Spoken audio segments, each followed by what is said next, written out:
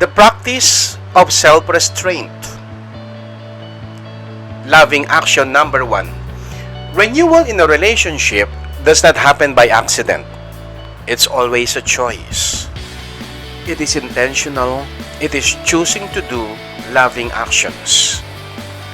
And loving actions are more important because they make the relationship better.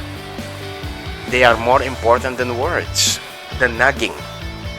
Loving action number 1, practice restraint. If you change your relationships, definitely you change your life. Because if you squeeze out the essence of life, you realize that life is all about relationships.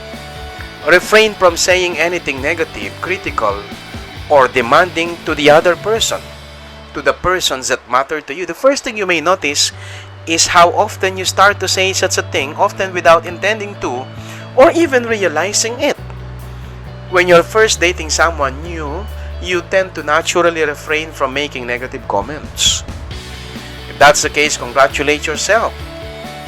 For you become aware of it as things progress.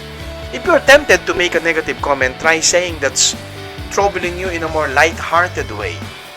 If the person, let's say your spouse, proves to be someone who often shows up late while you're always punctual, you might say something like, I'm somebody who likes to be on time and it's a little bit of an incompatibility that you're usually late, but hey, we can work it out, and then honestly attempt to work with it as part of your new practice of taking a more loving, compromising course of action. Similarly, you could lovingly act on your own, not getting angry, not nagging, rather than mentioning your preference for timeliness and your date's annoying tardy streak.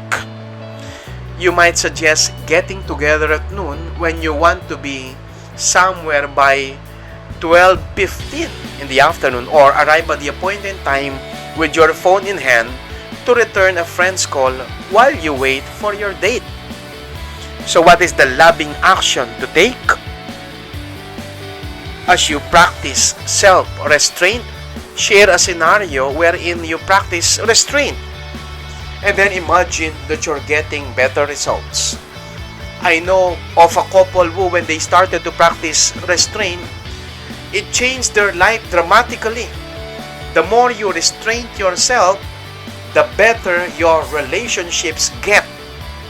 Loving action number 1, practice self-restraint as often as you could.